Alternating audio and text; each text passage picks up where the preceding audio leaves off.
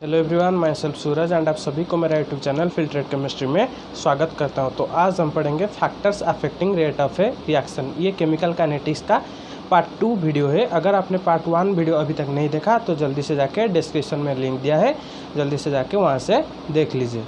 तो चलिए चलते हैं factors affecting rate of a reaction की ओर। अगर आपने अभी तक हमारे चैनल को सब्सक्राइब नहीं किया है तो जल्दी से जाके चैनल को सब्सक्राइब करें और पास वाले बेल आइकन को दबा के ऑल नोटिफिकेशन ऑन कर लीजिए ताकि हमारे आने वाले वीडियो की नोटिफिकेशन आप तक जल्दी पहुंच जाए। तो चलिए शुरू करते हैं factors affecting rate of a reaction.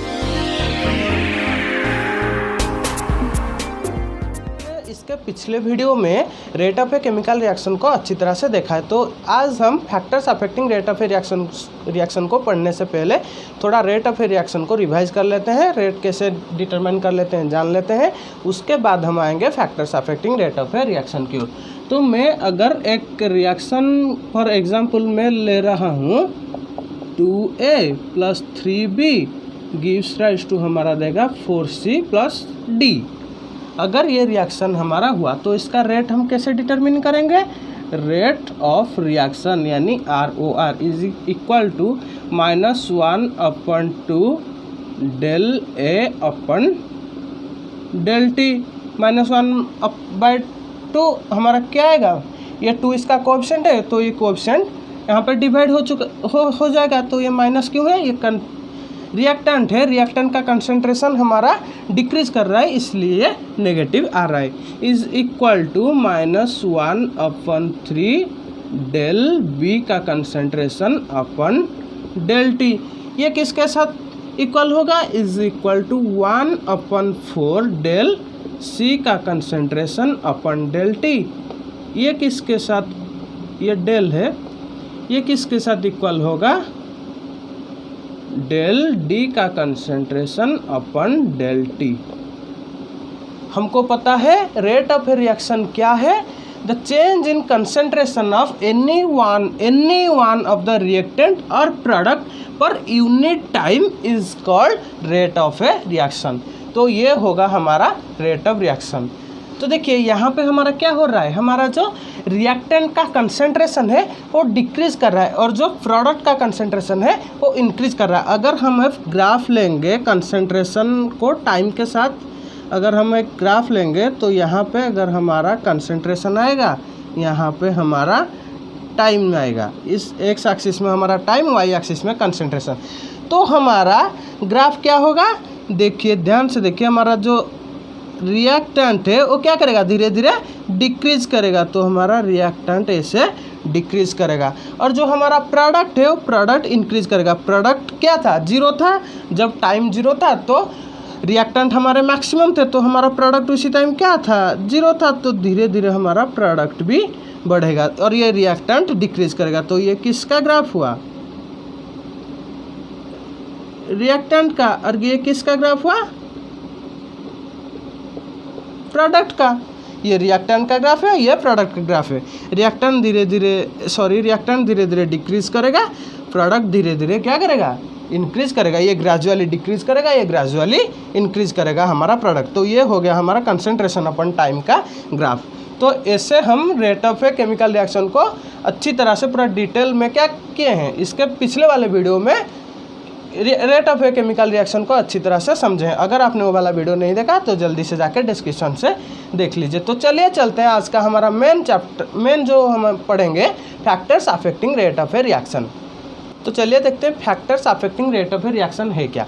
Factors affecting rate of a reaction का मतलब है कि हमारा जो रिएक्शन का रेट हम डिटरमाइन कर रहे हैं वो किस किस चीज़ों के ऊपर, किन किन चीज़ों के ऊपर हमारा डिपेंड कर रहा है, उसी को हम बोलते हैं factors affecting rate of a reaction.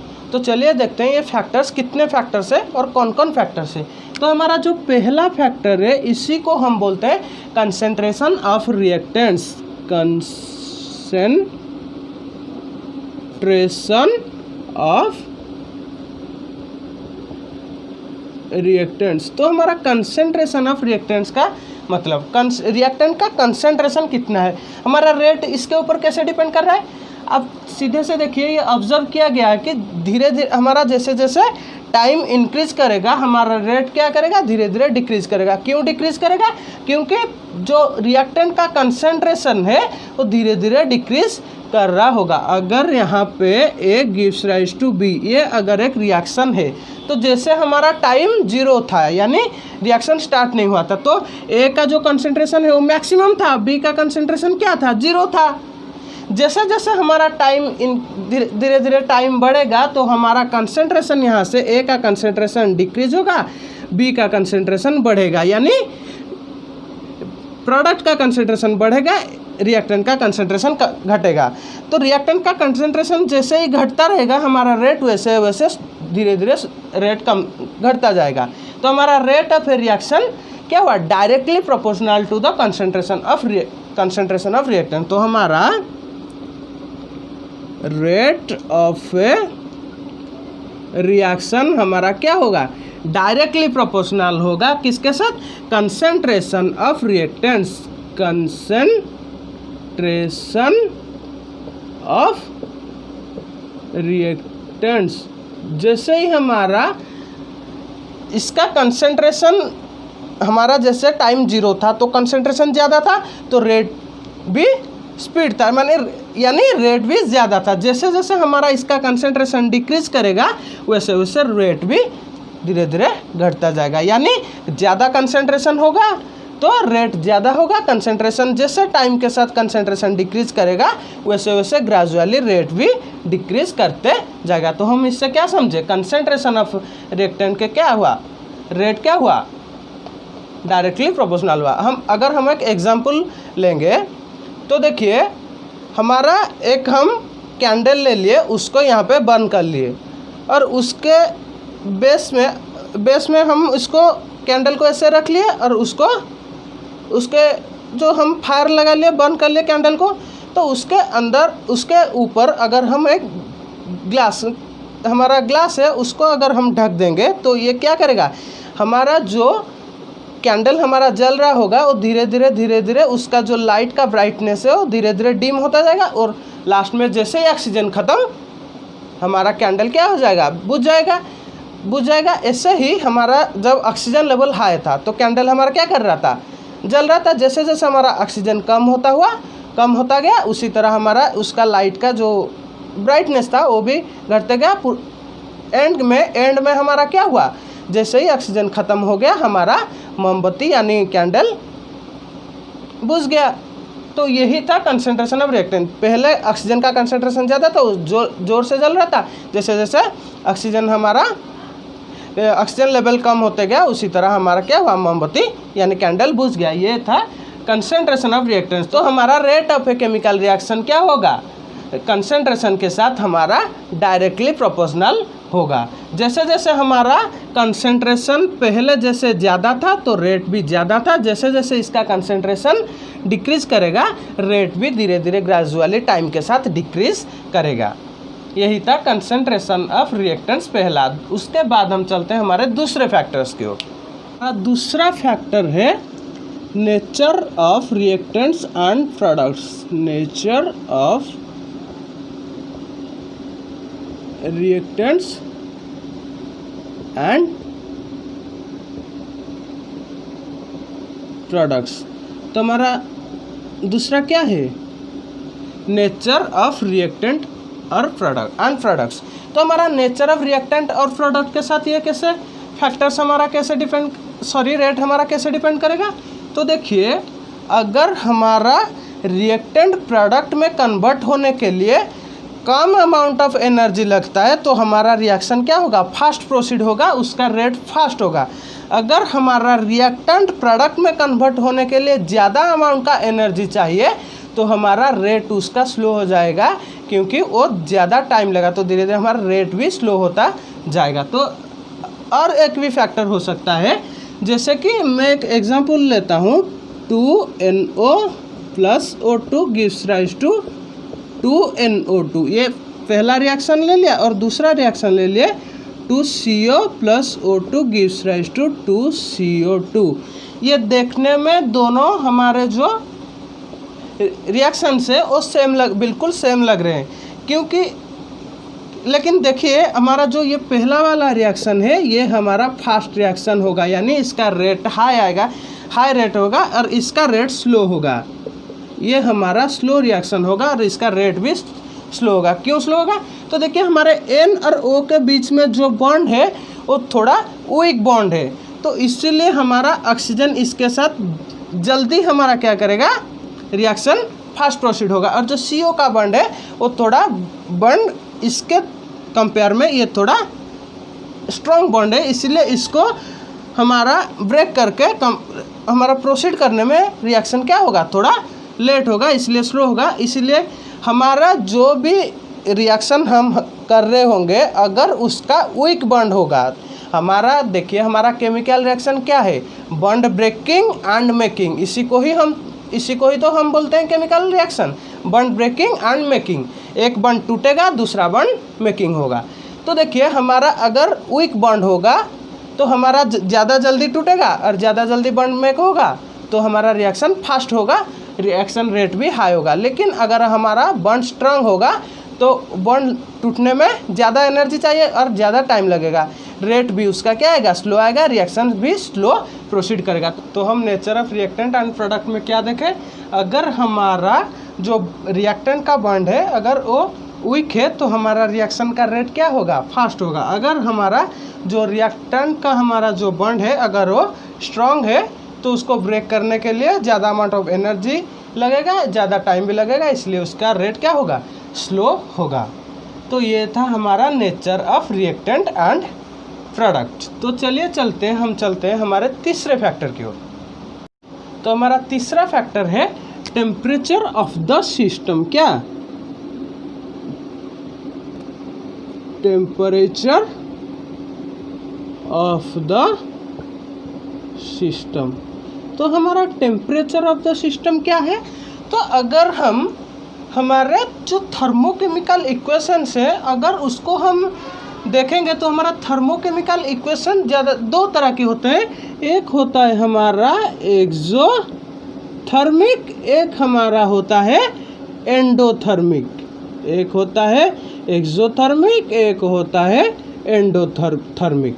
तो हमारा जो एक्सोथर्मिक रिएक्शंस है वो क्या करेंगे, हमारे जो एनर्जी है वो हीट के फॉर्म में हो गया, एनर्जी हमारा क्या करेंगे, एक्सोथर्मिक, यानी हीट हमारा एग्जिट करेगा, टेम्परेचर हमारा निकलेगा। जैसे जैसे हमारा रिएक्टेंट प्रोडक्ट में कन्वर्ट होगा तो एनर्जी निकलेगा। टेम्परेचर के तहत हमारा एनर्जी किस फॉर्म में निकलेगा, टेम्परेचर के फॉर्म में निकलेगा। उसी तरह हमारा एंडोथर्मिक क्या करेगा, टेम्परेचर यानी हीट ऑब्जर्व करेगा। हमारा एक्सोथर्मिक क्या करेगा, हीट एग्जिट करेगा यानी हीट एमिट करेगा। और हमारा endothermic reaction heat energy observe करेगा। तो टेम्परेचर ऑफ द सिस्टम हमारा कैसे इसके ऊपर डिपेंड हुए ना। देखिए हमारे जो एक्सोथर्मिक रिएक्शन से, एक्सोथर्मिक रिएक्शन के अंदर हमारा ऑलरेडी हमारा टेम्परेचर सिस्टम का अगर हमारा एनर्जी जो टेम्परेचर ऑफ द सिस्टम है ये क्या कर रहा है, एक्सोथर्मिक यानी हीट एनर्जी एमिट कर रहा है। तो हमारा टेम्परेचर सिस्टम का टेम्परेचर ऑलरेडी इंक्रीज है। तो जैसे जैसे हम क्या करेंगे उसको डिक्रीज करते जाएंगे तो हमारा रिएक्शन का रेट ज़्यादा होगा। यानी एक्सोथर्मिक रिएक्शन के केस में अगर हम हीट को लोअर करेंगे तो हमारा क्या होगा, ज़्यादातर रेट फास्ट होगा। उसी तरह हमारा एंडोथर्मिक रिएक्शन में, एंडोथर्मिक रिएक्शन हमारा क्या कर रहा है, हीट एनर्जी ऑब्जर्व कर रहा है। तो अगर हम उसको टेम्परेचर देंगे तो रिएक्शन ज़्यादा जल्दी प्रोसीड होगा और रेट ऑफ द रिएक्शन उसी तरह ज़्यादा होगा। तो एनर्जी हमारा एंडोथर्मिक के केस में हम क्या करेंगे, एंडोथर्मिक के केस में अगर हम एनर्जी या टेम्परेचर अगर हम हीट एनर्जी प्रोवाइड करेंगे तो हमारा रेट क्या आएगा, ज़्यादा आएगा, रेट ज़्यादा आएगा, हाई आएगा। उसी तरह अगर हम एक्सोथर्मिक रिएक्शन के लिए अगर हम एनर्जी कम करेंगे, टेम्परेचर हीट एनर्जी टेम्परेचर कम करेंगे तो एक्सोथर्मिक रिएक्शन का रेट ज़्यादा होगा। तो हमारा एक्सोथर्मिक के केस के लिए हम टेम्परेचर को क्या करें, कम करना चाहिए जैसे हमारा रेट ज़्यादा आएगा। और एंडोथर्मिक के लिए हमारा हीट एनर्जी टेम्परेचर उसको प्रोवाइड कर चुके। ये तो हो गया हमारा थर्मोकेमिकल इक्वेशन। हमारे जो नॉर्मल इक्वेशन है ज़्यादातर केस में हमारा टेम्परेचर इंक्रीज करने से हमारा रेट ऑफ रिएक्शन क्या करेगा, इंक्रीज करता है। तो हमारा रेट ऑफ रिएक्शन हमारा डायरेक्टली प्रोपोर्शनल है टेम्परेचर के साथ। हमारा एक्सोथर्मिक एंडोथर्मिक ये तो हो गए हमारा थर्मोकेमिकल केसेस। अगर हमारा नॉर्मल हम रिएक्शन की बात करें तो ज़्यादातर केस में हमारा रेट ऑफ रिएक्शन टेम्परेचर के साथ डायरेक्टली प्रोपोर्शनल होगी। जैसे हम टेम्परेचर को बढ़ाएंगे तो एनर्जी, हम रिएक्टेंट को क्या करें, टेम्परेचर एक फॉर्म ऑफ एनर्जी है, तो रिएक्टेंट हमारा एनर्जी ऑब्जर्व करेगा। एनर्जी ऑब्जर्व जैसे ही करेगा वैसे उसका बॉन्ड ब्रेक होगा और हमारा प्रोडक्ट में कन्वर्ट होकर बॉन्ड मेक कर पाएगा। तो हमारा एक एक्सपेरिमेंट से पता चल रहा है every 10 degree rise in temperature, अगर हम टेम्परेचर को 10 डिग्री राइज करेंगे तो हमारा रेट क्या हो जाएगा, 2 × हो जाएगा, यानी डबल हो जाएगा। क्या हो जाएगा हमारा, जैसे ही हम 10 डिग्री राइज करेंगे हमारा रेट क्या हो जाएगा, डबल हो जाएगा। ये था हमारा टेम्परेचर ऑफ द सिस्टम। तो उसके बाद हम चलते हैं हमारे फोर्थ फैक्टर की ओर। तो हमारा फोर्थ फैक्टर है presence of catalyst. Presence of catalyst. तो हम प्रेजेंस ऑफ कैटालिस्ट को पढ़ने से पहले हमको पता होना चाहिए कि कैटालिस्ट है क्या। कैटालिस्ट क्या है, catalyst is a substance which altars the rate of a chemical reaction, altars the rate of a chemical reaction without undergoing any chemical change, without undergoing any chemical change itself। यानी हमारा catalyst का कोई change नहीं होगा और reactant के साथ क्या करेगा, रिएक्ट करेगा, रिएक्टेंट के साथ रिएक्ट करके प्रोडक्ट के साथ हमारा बाहर चला जाएगा, जैसे आया था वैसे ही जाएगा, उसका कोई केमिकल चेंज नहीं होगा। Without undergoing any chemical change, उसका केमिकल चेंज नहीं होगा। अल्टर्स द, केमिकल चेंज नहीं होगा, लेकिन हमारा ये केमिकल जो कैटालिस्ट है ये क्या करेगा, रिएक्शन का रेट को हमारा अल्टर करेगा। ये हो गया हमारा प्रेजेंस ऑफ कैटालिस्ट। अगर हम एक एग्जाम्पल लें, अगर हमारा एग्जाम्पल के तहत हमारे H2 रिएक्ट करेगा O2 के साथ, देगा क्या, वाटर देगा 2H2। इसको अगर हम क्या करेंगे, बैलेंस करेंगे तो हमारा 2H2 O2 के साथ कंबाइन करके 2H2O हमारा देगा क्या, 2H2O देगा। तो देखिए हमारे ये रूम टेम्परेचर में ये बहुत ही स्लो रिएक्शन से आसानी से होते नहीं हैं। लेकिन अगर हम इसके केस, अगर एक हमारा कैटालिस्ट हम यूज करेंगे finally divided platinum, finally divided platinum अगर इसमें हम यूज़ करेंगे तो हमारा ये रिएक्शन क्या होगा, इसका रेट जो होगा हाई रेट होगा और रिएक्शन जल्दी ख़त्म हो जाएगा, जल्दी रिएक्शन प्रोसीड होगा, जल्दी प्रोसीड होकर जल्दी ख़त्म होगा। तो हमारा ये क्या प्लैटिनम, एक जो फाइनली डिवाइडेड ये प्लैटिनम हम इसके केस में यूज कर रहे हैं, तो हमारा पहले रूम टेम्परेचर में ये रिएक्शन नहीं हो रहा था, यानी स्लो हो रहा था, रिएक्शन बहुत स्लो हो रहा था। जैसे हमारा कैटालिस्ट प्लैटिनम यूज किए, प्लैटिनम का कोई चेंज नहीं होगा, लेकिन रिएक्शन का रेट को वो इंक्रीज कर देगा। ये था प्रेजेंस ऑफ कैटालिस्ट। तो चलिए चलते हैं हमारे फिफ्थ की ओर। तो हमारा फिफ्थ फैक्टर है surface area of reactants. Surface area of reactants. Surface area of reactants, greater the surface area of reactants, greater is the rate of the reaction. Greater is surface area of reactants, reactants, greater is the rate of a reaction. Greater is the rate of a reaction, rate of reaction. हमारा जैसे हम क्या करेंगे, surface area को increase करेंगे, उसी तरह हमारा रेट ऑफ ए रिएक्शन क्या होगा, इंक्रीज होगा। कैसे होगा, तो देखिए सरफेस एरिया, इसका मतलब क्या है, जो पार्ट हमारा रिएक्ट कर रहा है उसी को हम बोलते हैं सरफेस एरिया। तो देखिए अगर हम एक वुड को बर्न करेंगे तो हमारा वुड का जो सरफेस है वो जो चारों ओर जलेगा, उसका अंदर का पार्ट नहीं जलेगा। तो कंप्लीट वुड बर्न होने में हमको टाइम लगेंगे, लेकिन हम अगर उसको फाइनली चॉप कर देंगे या छोटे छोटे पीस कर देंगे उसको, बड़ा सा वुड लॉग को हम क्या करेंगे, छोटे छोटे पार्ट में अगर हम डिवाइड करके एक साथ जलाएंगे तो उसका सरफेस एरिया इंक्रीज हो जाएगा। देखिए अगर ये हमारा पहले वुड था, अगर इसको हम ऐसे बंद करेंगे तो ये आउटर पार्ट जो है, ये आउटर पार्ट सिर्फ जलेगा, इसका अंदर का जो पार्ट है ये नहीं जलेगा। लेकिन अगर हम इसको छोटे छोटे कर देंगे तो ये हमारा ऐसे, अगर छोटे छोटे इसको हम अगर बर्न करेंगे, एक साथ बर्न करेंगे तो देखिए इसका सरफेस एरिया ज़्यादा हो गया, ये जल्दी बर्न कर जाएगा। तो इसीलिए सरफेस एरिया को इंक्रीज करने से हमारा उसका जो, इसके केस में इसका ओनली ये सरफेस ही रिएक्ट कर रहा था, लेकिन इसको चॉप करने के बाद ये सरफेस भी, ये वाले सरफेस भी हमारे अभी रिएक्ट करने लगे, तो रिएक्शन हमारा ज़्यादा जल्दी होगा और रेट क्या होगा, ग्रेटर होगा। जैसे सरफेस एरिया इंक्रीज करेगा उसी तरह हमारा रेट भी इंक्रीज करते जाएगा। तो हमारा सिक्स्थ और लास्ट है प्रेजेंस ऑफ लाइट। कैसे, आइए जानते हैं। हमारा सिक्स्थ और फाइनल फैक्टर है हमारा प्रेजेंस ऑफ लाइट।